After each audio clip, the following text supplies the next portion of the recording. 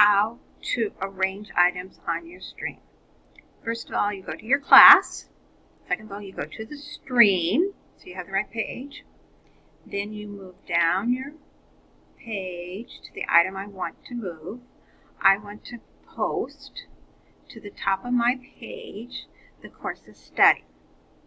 So here's the topic, it's course of study. I need to go over to the right hand side, click on the three dots, and it says move to top. It'll automatically move to the top. Now my page is set up so I have the course of study first. The course of study lists my assignment. I have when it was posted and when it were edited. Description of the areas to be studied in this class is listed here. A YouTube video for them to look at, and then I'm going to ask the class to comment on the YouTube video.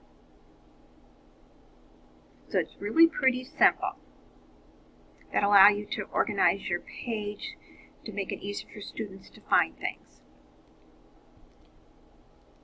The second assignment on the page that I'm going to use the first day is a promo on FCCLA, because I'm going to introduce that, and they have an assignment, and it tells me how many were assigned and who's turned it in. So there's lots of information available on your video stream.